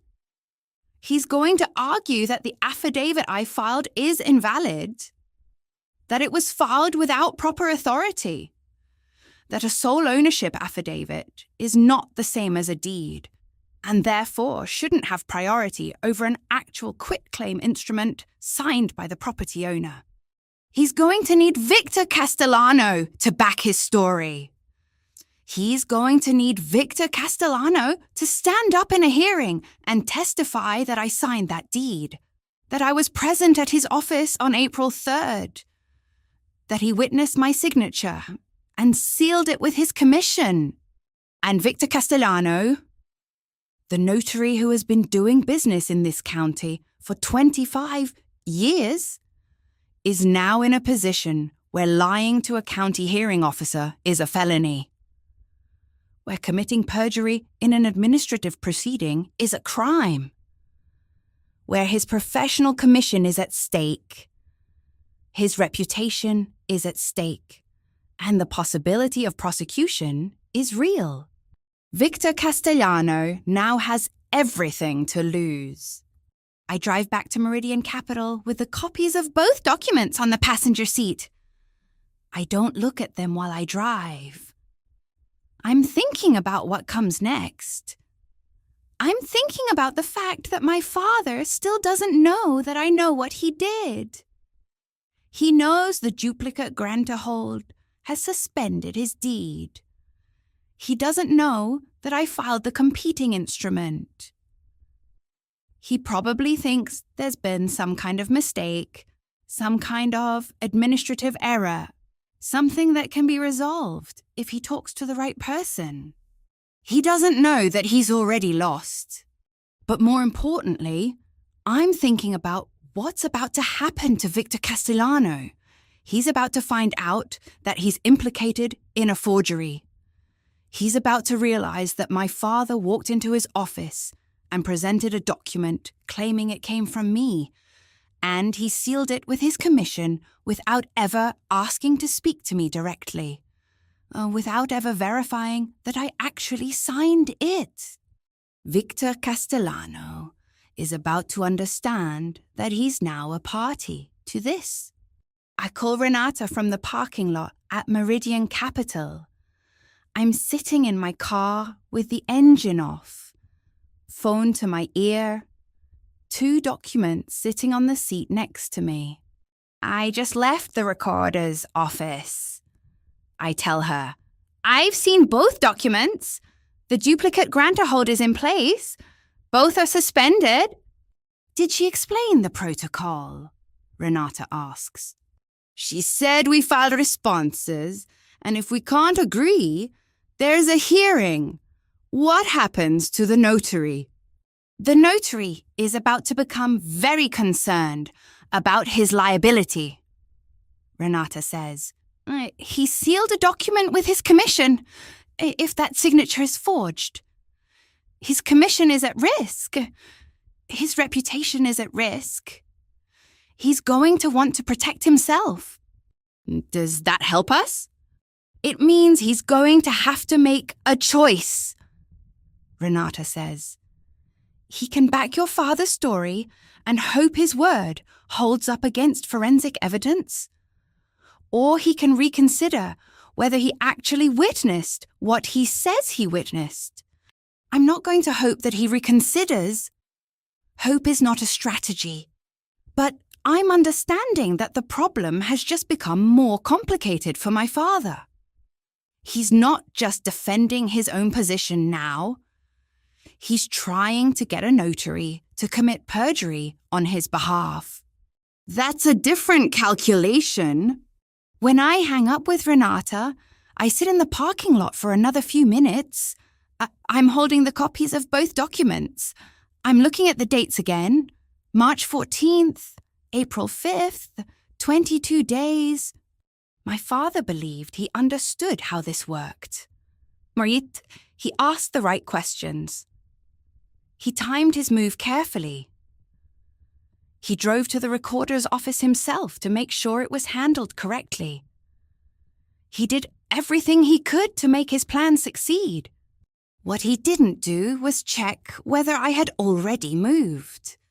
What he didn't do was consider that the person he believed would never fight might have already won before he ever started. I go back into the office. I put the copies of both documents in a folder. I label it. I file it where I can find it. I'm going to need these documents for the hearing. I'm going to need to show Gloria Reyes, the hearing officer, the date stamps. I'm going to need to demonstrate that my filing has priority based on nothing but arithmetic. March 14th comes before April 5th. That is the entire foundation of what comes next. By Thursday morning, my father knows about the duplicate grantor hold. He's called Marco. Marco tells me this weeks later, after everything is over. He says my father was confused at first, then angry, then convinced that it was a paperwork error that could be fixed. He kept saying the recorder's office must have made a mistake. Marco tells me, he said they probably date-stamped something wrong. He said there was no way there could be a competing instrument he didn't know about. But there is. And now the entire structure of his plan is suspended. Now he has to respond. Now he has to either challenge my affidavit or accept that his quitclaim is invalid. He's going to challenge it. I know he's going to challenge it because I know how my father thinks.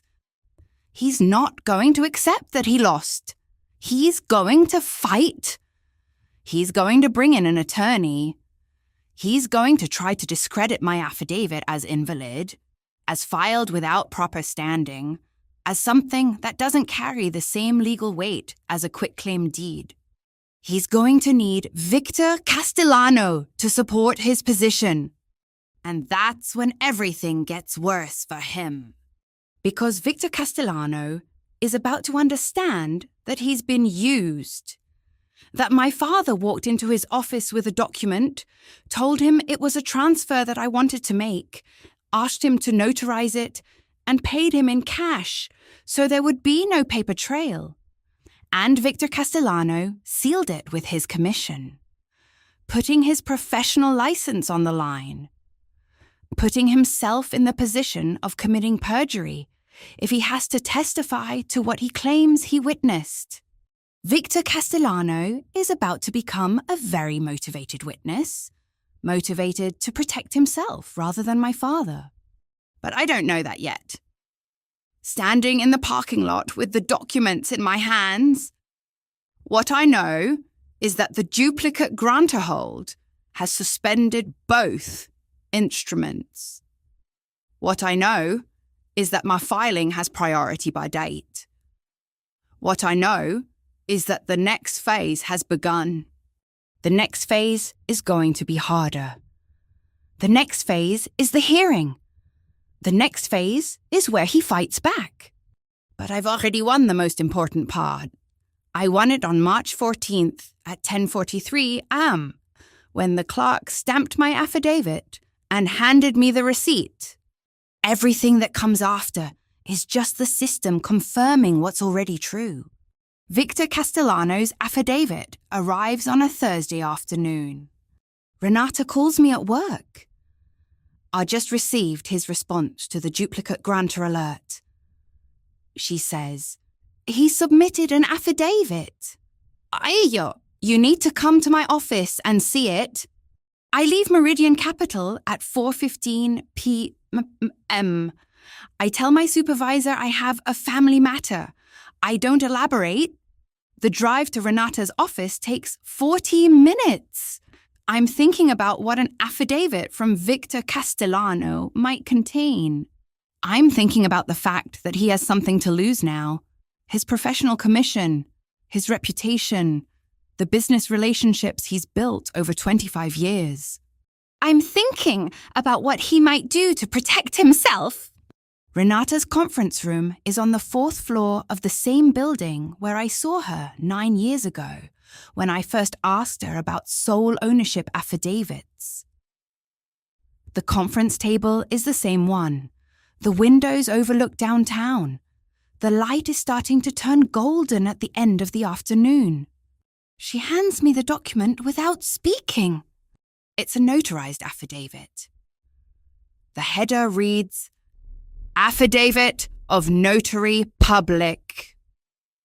The body states, I, Victor Manuel Castellano, a notary public duly commissioned and qualified to act as such, do hereby certify that on April 3rd, 2024, at approximately 10:45, I personally witnessed Theresa Bolden, with whom I am personally acquainted, execute a grant deed and quitclaim deed transferring her interest in parcel 7714 Briar to Gerald James Fowler. The execution occurred at my office located at 4417 Briar Mill Road. Ms. Bolden presented valid identification, appeared to understand the nature of the document, and executed the instrument of her own free will without duress or undue influence. I hereby certify that the signature appearing on said quitclaim deed is the genuine signature of Theresa Marie Bolden. His signature is at the bottom. His commission number, 4701892. The seal is pressed into the paper. The date is April 15th, 2024. 10 days after he notarized the deed I didn't sign. I'm reading it twice. I'm reading it the way you read something you can't quite believe. The way you read a document that contradicts what you know to be true. My hands are steady. The room is quiet. Renata is watching me read. He's lying, I say. I know, Renata says. Then we need to prove where you were instead. That's the problem. His affidavit is a legal document. It's sworn under penalty of perjury. His commission number is valid. His seal is authentic. His signature matches his official seal. To anyone who doesn't know better, it looks like irrefutable evidence that he witnessed me sign that deed. What it actually is a felony. Notaries who perjure themselves in a notarial affidavit can be charged with falsifying official documents. They can lose their commissions. They can go to jail. But juries and hearing officers don't always believe that. Hearing officers don't always assume that a notary is lying just because the evidence suggests he is. What do I have? I ask Renata. Your work calendar from April 3rd. Your building's badging log. Your ESA pass records from that morning. Anything that places you somewhere other than 4417 Briar Mill Road at 10:45 a.m. I spend the next 10 days gathering documentation. My work calendar from April 3rd shows meetings. 9 a.m., team stand-up, 10:30 a.m., financial analysis review. Meeting with my supervisor and 2 colleagues. That meeting was scheduled for 1 hour. It would have run until 11:30 a.m. I have emails confirming the attendees. I have notes from the meeting. I have action items assigned to me during that meeting. The building's badging log is cleaner than the calendar. It's a record maintained by security. It shows when I swiped my badge to enter the building and when I swiped it to leave. April 3rd, badge in at 8:47 a.m. Badge out at 3:15 p.m. The ESA Pass records are the most precise. They're time-stamped and automated. I use my transponder to pay a toll on the 91 East at 3:12 p.m. On April 3rd, the location was 2.3 miles from Briar Mill Road.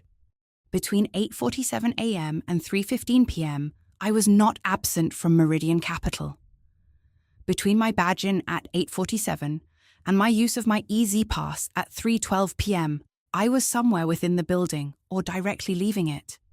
At 10:45 a.m. on April 3rd, I was in a financial analysis review meeting. I was not at 4417 Briar Mill Road. Renata pulls surveillance footage from Meridian Capital's parking structure for April 3rd. My car, the 2009 Honda Civic with the cracked side mirror, appears in space 47 from 8:45 a.m. to 3:17 p.m.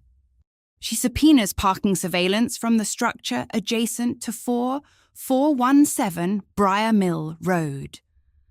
My car does not appear in that lot on April 3rd. Not at 8 a.m., not at 10:45 a.m., not at any point during the day. Gerald Fowler's silver Accord appears twice, once at 10:38 a.m., once at 11:22 a.m. The evidence is clear. The evidence is airtight. The evidence says I was not at Victor Castellano's office on April 3rd. But I'm also aware, sitting in Renata's office reviewing all of this documentation, that evidence is not the same as credibility. And credibility is what matters in a hearing room. Victor Castellano is a notary public. He's been notarizing documents for 25 years. He has no criminal record. He has a professional license. He has submitted a sworn affidavit. His seal is authentic. My father is a retired civil engineer. He has no criminal record. He's been a property investor for 30 years. He looks like a father trying to manage family assets. He looks reasonable. I look like a daughter with institutional records and parking lot surveillance footage.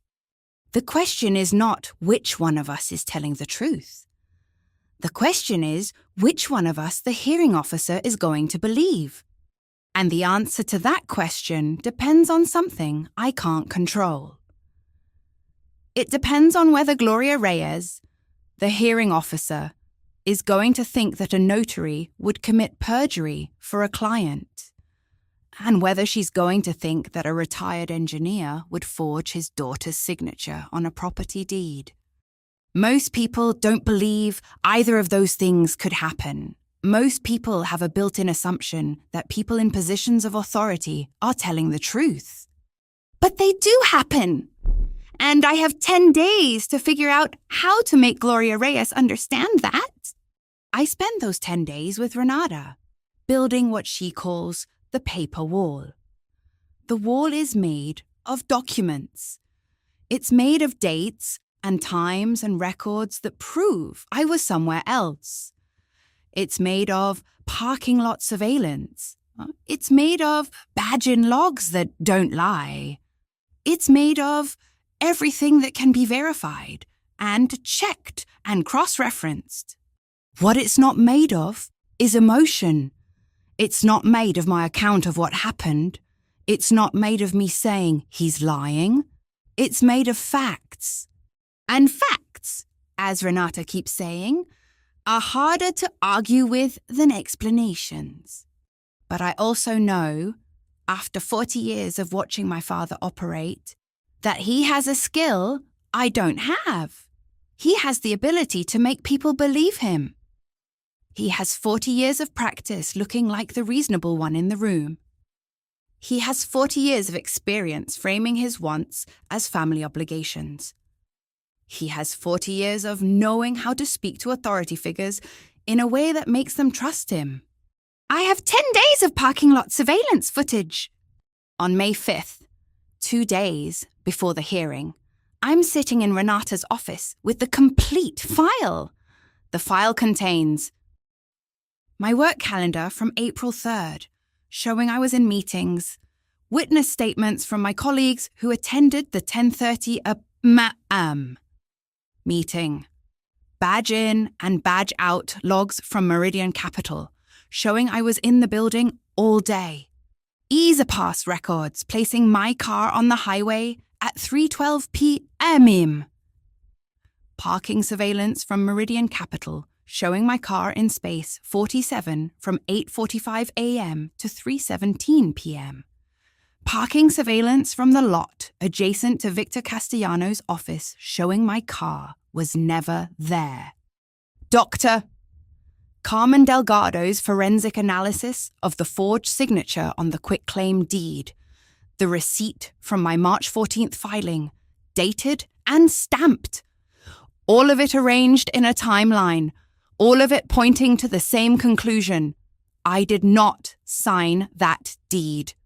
Renata reviews the file one more time. She makes notes. She doesn't look concerned. She looks like someone who has done this before and knows how it works. Your father's going to testify that you asked him to help you manage the property, she says. He's going to say you changed your mind about wanting to transfer it, and that you filed the affidavit to protect yourself from a family dispute. He's going to lie, I say. Yes. Oh, but when he lies, we're going to ask him specific questions about specific dates and specific conversations. And he's going to have to lie consistently, without hesitation, without looking confused. And the hearing officer is going to watch him do it. And if she doesn't believe me?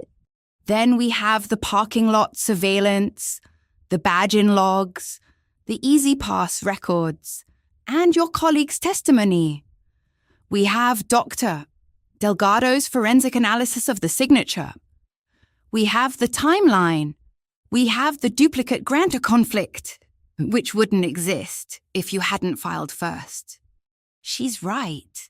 The facts are airtight. The facts say I'm telling the truth. The facts say Victor Castellano is lying. The facts say my father forged my signature and committed a felony. But facts and belief are not the same thing. I leave Renata's office on May 5th and drive home. I'm driving past the place where my grandmother's house sits. I don't go there. I just drive past. The house looks the same. The property looks the same. The property that is supposed to be mine. The property that is supposed to belong to me alone. I'm thinking about the hearing tomorrow. I'm thinking about sitting in a room with my father. I'm thinking about him looking reasonable while he lies. I'm thinking about Victor Castellano testifying that he witnessed me sign a document I never touched. I'm thinking about the moment when Gloria Reyes has to decide which version of the truth she believes. And I'm thinking about the fact that I filed first, that I have the date, that I have March 14th, and he has April 5th. That the only thing that matters is which date comes first. Everything else is just noise. The case gets built in pieces, each one tested against the others until they lock together. Renata and I meet on May 1st, 6 days before the hearing. We're in her conference room. The table is covered with documents. The affidavit, the quitclaim deed, the badge-in logs, the easy pass records, the parking surveillance. We're reviewing what we have and what we still need. We need a handwriting expert, Renata says. Someone who can compare the signature on that deed to your actual signature and testify about whether it's a forgery. How much? I ask. $2,000 to $2,400.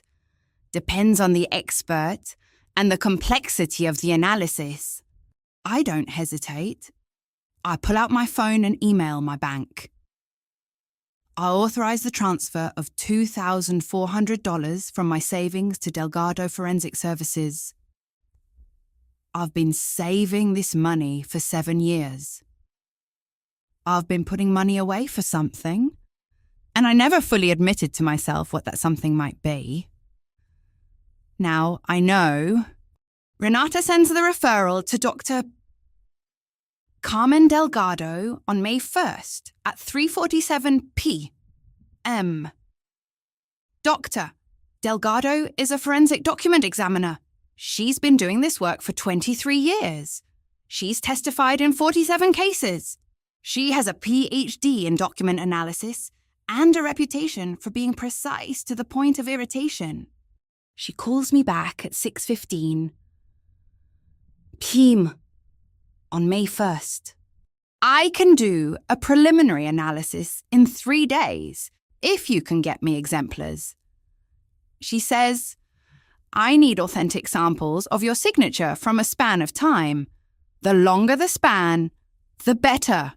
If you have documents you've signed over 5 years or longer, that gives me a good baseline of your natural signature variation. I have 7 years of property tax statements, 7 years of my signature on official documents filed with the county, 7 years of handwriting that has remained consistent because I sign the same way I've always signed, with the same pressure, the same slant, the same natural variation that comes from signing by hand, but never copying or practicing the signature itself. I bring the property tax statements to Renata's office on May 2nd. 7 years of Theresa Bolden's authentic signature. Renata scans them and sends the images to Dr. Delgado, along with a high-resolution scan of the signature on the April 5th quitclaim deed. On Saturday morning, May 4th, I'm sitting at my kitchen table with my laptop and a cup of tea I don't drink. The tea gets cold while I wait for the email from Dr. Delgado. The email arrives at 9:47 a.m. The subject line is Delgado Forensic Analysis, Bolden's Signature Comparison. The attachment is a 14-page report. I read it twice. The first time is to understand what it says. The second time is to understand what it means.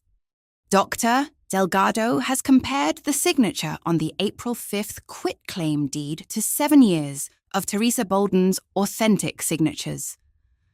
She has analysed the pressure patterns, the slant angle, the letter formation, the spacing, the baseline consistency. She has created overlays of the forged signature against authentic exemplars. Her conclusion is stated on page 9 in the section titled Forensic Opinion. The signature appearing on the quitclaim deed dated April 5th, 2024, does not match any of the authentic exemplars provided. The purported signature exhibits characteristics inconsistent with Bolden's natural signature variation across a 7-year period.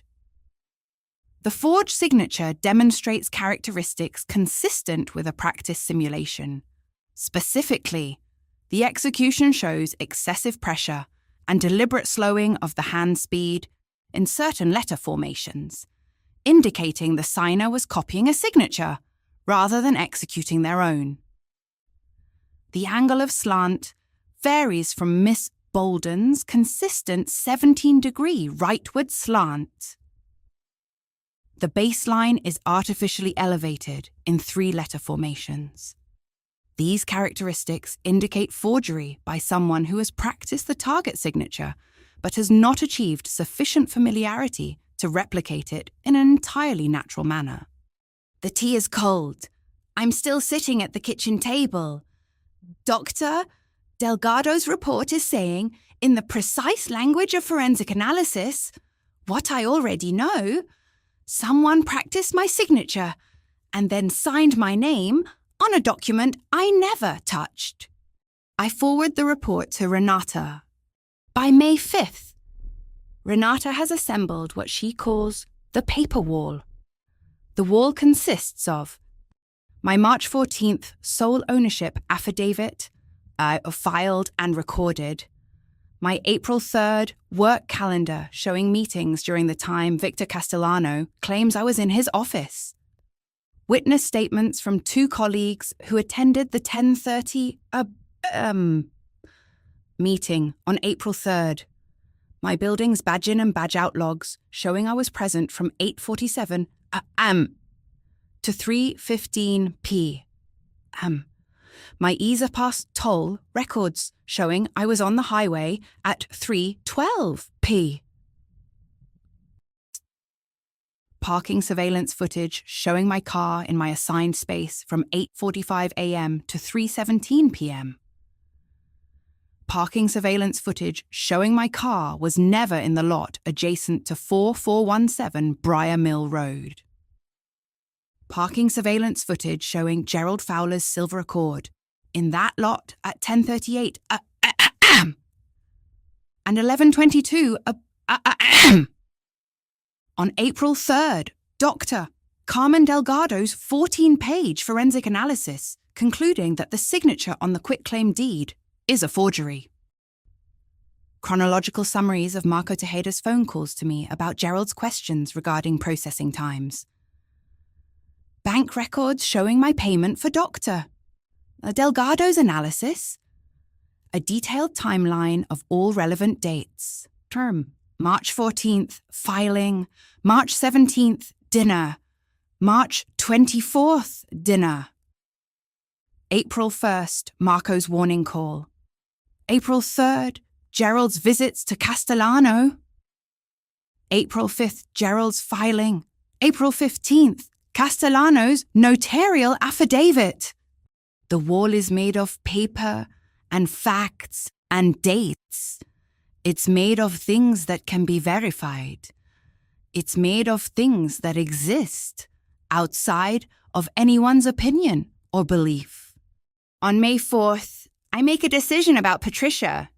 I call her that evening. She answers on the second ring, and I can hear something in her voice that I haven't heard in weeks. A kind of carefulness, like she's bracing for something. "Hi, Mom," I say. "Theresa, how are you?" "I'm fine. There's a hearing tomorrow at the county recorder's office at 9 a.m. It's about the property. I don't invite her. I don't ask her to come. I don't frame it as something she should care about or something she should know about. I just tell her the time and the place." "Should I?" she starts, then stops. "The door will be unlocked," I say. I don't ask whether she'll be there. I don't tell her she should be there. I just leave the possibility open. I leave the door unlocked, literally and figuratively, and I understand that what she does with that unlocked door is her choice to make. What I understand is that I'm not waiting for her permission to do what I'm about to do. What I understand is that whether she shows up or not, I'm going to walk into that hearing room and present the paper wall and let it speak. The night before the hearing, Renata and I are in her office reviewing the full package one more time.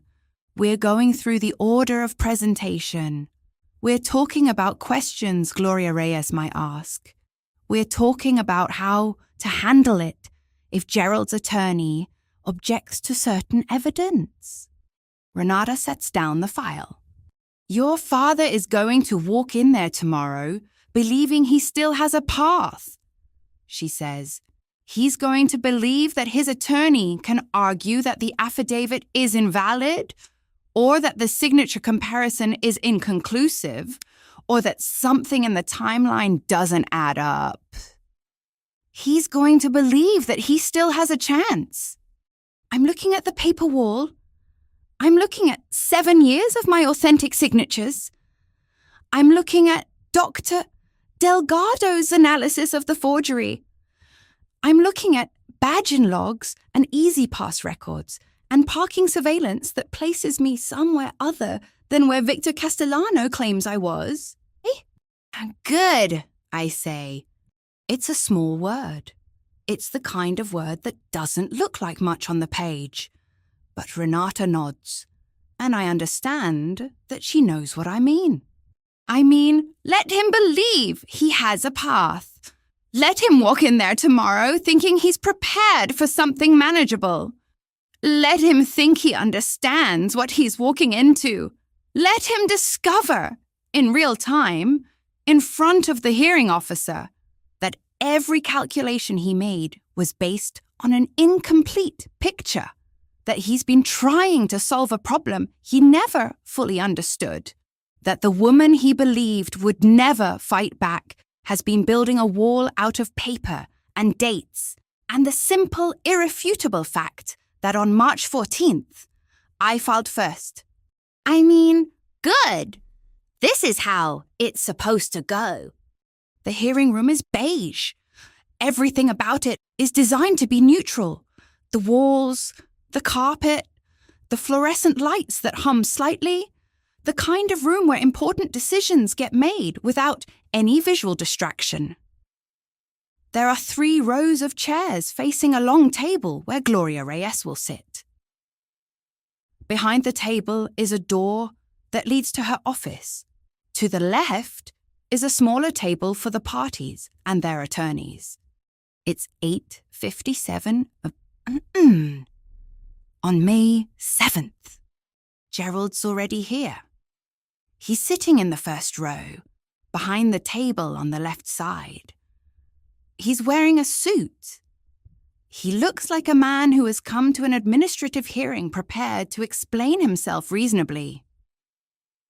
His attorney sits next to him, a woman I don't know, probably specializing in property law, probably costing him several $100s an hour. Renata is setting up documents at the table. She's arranged them in the order she's going to present them. The affidavit first, then the surveillance, then the handwriting analysis, then the records proving I was somewhere else. Patricia's not here. I sit in the second row, directly behind Renata. I'm on time. I'm dressed the way you dress for something important. I'm not thinking about my father yet. I'm thinking about the fact that my mother chose not to come, which is its own kind of answer. At exactly 9 a.m., Gloria Reyes enters from her office. She's a woman in her early 50s, dark hair, the kind of person who has probably conducted 1,000 hearings in this room. She sits at the long table. She doesn't smile. She opens a folder. This is the matter of the duplicate grantor conflict on parcel 7714-Briar, she says, Theresa Bolden's March 14th sole ownership affidavit versus Gerald Fowler's April 5th quitclaim deed. Ms. Salinas, you're representing Ms. Bolden? I am, Renata says. And you are? Gloria asks, looking at Gerald's attorney. The attorney stands. Patricia Nguyen, representing Mr. Fowler. Gloria nods. All right. Ms. Salinas, you may begin. Renata stands. She walks to the front of the room with her first document, my affidavit. The one I filed on March 14th. She hands a copy to Gloria and a copy to Patricia Nguyen. Your Honor, my client filed a sole ownership affidavit with the county recorder on March 14th, 2024 at 10:43 a.m. The filing was processed the same day. Here is the clerk-stamped receipt, showing the date, time, and recording number. She shows Gloria the receipt. The receipt I've kept in my glove compartment since March 14th. The receipt that has the date and the clerk stamp and the irrefutable proof that I filed first. Gloria examines it. She makes a note on her pad.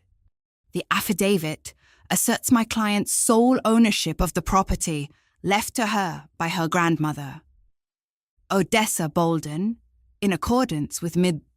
Bolden's will. Renata continues. The property has been in my client's name, managed by my client, with my client paying all property taxes, insurance, and maintenance costs for 7 years. The affidavit is legally valid and was recorded prior to any competing instrument. Patricia Nguyen doesn't object. Not yet. Renata's next document is the pass record. On April 3rd, 2024, my client was not at the address listed in Mr. Castellano's notarial affidavit. I have pass toll records showing her vehicle on the 91 East Corridor at 3:12 on April 3rd. The toll plaza where she used her transponder is 2.3 miles from 4417 Briar Mill Road, the address where Mr. Castellano claims to have witnessed the execution of the quitclaim deed. Gloria examines the pass record. She looks at the timestamp. She makes another note. Renata presents the badge-in log next. My client's building at Meridian Capital Advisors maintains a security log of all badge entries and exits. On April 3rd, my client entered the building at 8:47 a.m. and exited at 3:15 p.m. She was in the building or leaving the building during the entire time period. When Mr. Castellano claims she was at his office executing a notarized document. Patricia Nguyen is taking notes now. She's understanding that this isn't going to be a simple matter of he said, she said. There are records. There are times. There are facts that don't require belief. They require only observation. Renata presents the work calendar, the meeting at 10:30 a.m., with 2 witnesses who were present. The witness statements from those 2 colleagues, both of whom confirm that my client was in a financial analysis review meeting from 10:30 a to 11:30 a.m. At 10:45 a.m. on April 3rd, Renata says, when Mr. Castellano claims my client was in his office signing a quitclaim deed. My client was actually in a meeting at Meridian Capital Advisors, discussing financial projections for the second quarter. 2 people can testify to that. Gloria Reyes leans back in her chair. She's understanding the weight of this. She's understanding that Theresa Bolden has documentation for everything. Then Renata presents the forensic analysis. Dr. Carmen Delgado, a forensic document examiner with 23 years of experience, has analysed the signature appearing on the April 5th quitclaim deed. I'm presenting her full written analysis. Her conclusion is that the signature is a forgery, a practice simulation executed by someone who has studied my client's actual signature, but has not achieved sufficient familiarity to replicate it in a natural manner. She shows Gloria the 14-page report. She shows Patricia Nguyen the 14-page reports. Patricia Nguyen finally stands. Your Honour, I object to the introduction of the forensic analysis. My client disputes the methodology and the conclusions. We would need time to retain our own expert for rebuttal. Gloria Reyes looks at Patricia Nguyen. She looks at the 14-page report. She looks at Patricia Nguyen again. Overruled, Gloria says. The analysis is admitted. You may file a rebuttal report if you wish. But they both know that Patricia Nguyen won't get a rebuttal report. They both know that Gerald Fowler hired a notary to forge a signature. And now the evidence is in the room, sitting on the table. Irrefutable. Renata continues. Your Honour, I'd like to address the notarial affidavit submitted by Victor Castellano. Mr. Castellano claims he witnessed the execution of the quitclaim deed at his office on April 3rd, 2024 at approximately 10:45 a.m. She walks to the side of the room. She pulls up a map on the projector, a map of the area around 4417 Briar Mill Road. She shows the office building. She shows the parking structure adjacent to it, Briar Mill Associates, a private lot with 30-day rolling surveillance. The parking structure adjacent to Mr. Castellano's office maintains surveillance footage for security purposes. I have obtained footage from April 3rd, 2024. I have 2 time-stamped still images. She presents the first image. It's clear. It's a silver Honda Accord in Bay 14C. The timestamp reads 10:38 a.m. The license plate is visible. The car belongs to Gerald Fowler. Mr. Fowler arrived at 10:38 Renata says. She presents the second image. Same car, same bay. Timestamp reads 11:22. He departed and returned at 11:22. Awesome. Parking in the same space. The second visit lasted approximately 20 minutes. Gloria Reyes is looking at the images. Patricia Nguyen is looking at the images. I also have surveillance footage showing the lot for the entire day on April 3rd. Renata continues. My client's vehicle, a 2009 Honda Civic with a cracked side mirror, does not appear in this lot at any point on April 3rd. Not at 8 a.m., not at 10:45 a.m., not at any time during the day. Patricia Nguyen stands. Your Honour, I object to the introduction of surveillance footage obtained without Mr. Castellano's knowledge or consent. Gloria Reyes looks at Renata. The surveillance footage is from a public access lot. Renata says, It's not private surveillance of a private space. It's security footage of a private parking structure, which is permissible under county ordinance. Gloria Reyes nods. Overruled.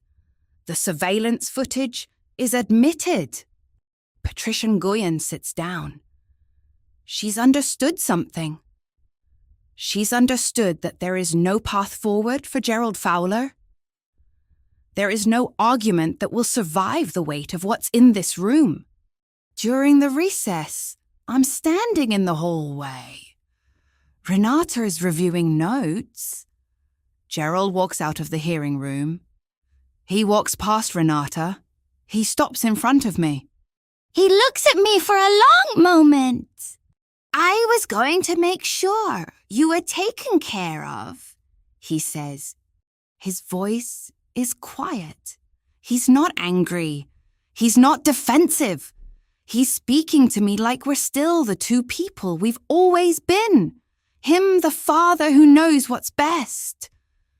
Me, the daughter who should understand that. I look at him. I don't look away. I know, I say. That's exactly the problem. He doesn't respond. He walks back into the hearing room. I'm standing in the hallway, and Patricia walks in. She walks past me without speaking. She sits in the third row of the hearing room, behind both of us, and doesn't say anything. She's chosen to be present, but silently. She's chosen to witness this, but not to participate in it. That's her answer. Gloria Reyes reconvenes the hearing at 10:43 a.m. Patricia Nguyen presents Gerald's response. She argues that the sole ownership affidavit is not the same as a quitclaim deed, and therefore doesn't carry the same legal weight. She argues that the surveillance footage could be inconclusive. She argues that there's a difference between being in a parking lot and being inside an office. Gloria Reyes listens. She takes notes. She doesn't interrupt. When Patricia Nguyen finishes, Gloria Reyes speaks. Based on the evidence presented, I am issuing a preliminary finding. The April 5th quitclaim deed is placed under extended administrative hold, pending referral to the county assessor and district attorney's office. The notarial affidavit submitted by Victor Castellano will be reviewed for potential falsification of an official document. The March 14th sole ownership affidavit, filed by Theresa Bolden, remains active on the record and is uncontested. A final ruling will be issued within 30 days. She stands. The hearing is over. It took 47 minutes. The March 14th filing remains active and uncontested on the record. That's the sentence that matters. That's the sentence that says, Theresa Bolden won. That's the sentence that says, the property is hers. Not because a judge decided it was fair. Not because Gerald Fowler admitted he was wrong. Not because my father finally understood who his daughter is. Because on March 14th at 10:43, and bam, I filed first. And the date is everything.